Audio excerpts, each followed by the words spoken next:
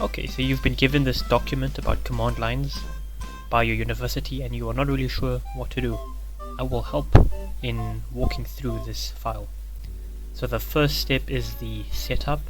This is to make sure that Windows can detect and access your Java files and applications. So the first step is to click on Start and search for Control Panel.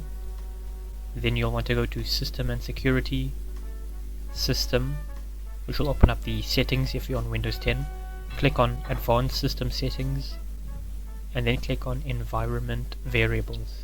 So the first variable that we're looking for is the path variable. The document explains we need to make sure that Windows can find the Java and JavaC applications. You want to make sure that in your system variables, in the path variable, you have the location to where your Java is stored. So you can find this by going to your program files and then searching for Java. Your folder inside Java might be different, the name. In the document it's JDK, but for me I have it as JRE. But what matters is what's inside this folder, which should be these text files, licenses. But what you want to look for is the bin file. And then you want to copy this file and basically paste it inside. So let's just say I take this away, I didn't have it. Then what you'll want to do is paste it inside the environment variable path.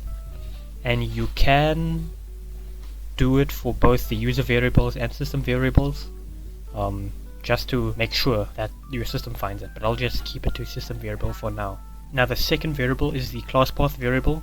So if you don't have class path, let's just say I didn't have class path, you couldn't find it by system variables, what you'll want to do is type new variable, enter class path, and for the variable value, the document just tells us to enter a full stop and comma.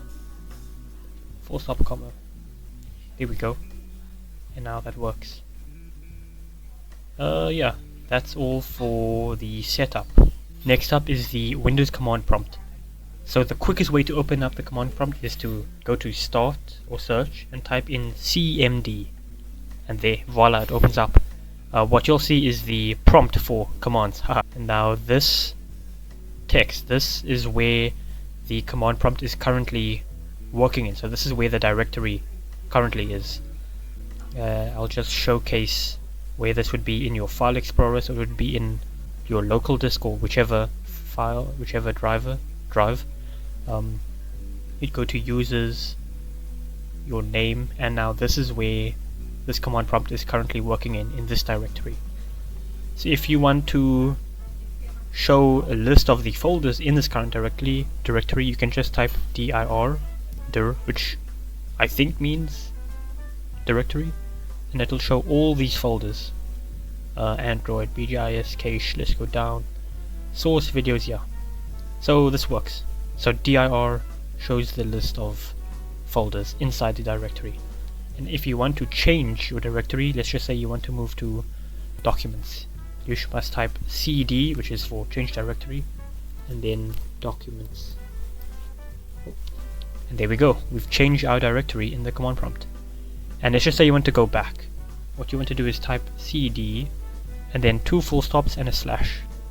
And there we go, we are back to the users directory. That's it for the command prompt.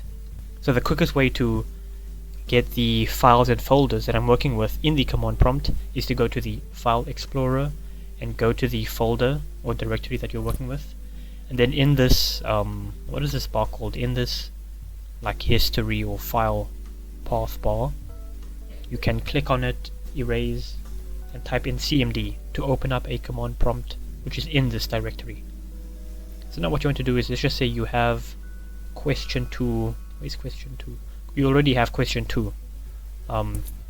If you want to compile a file, like if you didn't have question2.class, you just had question2.java, what you'd want to type is javac for Java compile question2.java. So make sure that you type in javac, not Java, javac, and the full file name. don't leave out .java. You need to keep the full file name, and then that will compile the file. And now to run the file itself, you will type in Java, and all you need to do is type in the file name without the extension, without the file type. So Java question2 to run the file. And now what the document specifies afterwards are the command line arguments. So this comes after you type in the file name. For question2, I created a text file called inputs.txt, which has a few commands. I just took it from the where's this? The sample input file. I copy pasted it into this text file. So let's just say you have this working. What you want to do then is you have Java question2, and then you need to type in the file name. Make sure it's correct, with the correct file extension and all that. Click enter, and you have it working. Oh, okay, it's not fully. Well, this is how to run the file in the command prompt. It's running. I just need to work on the rectangle and hline, vline, ptline files further.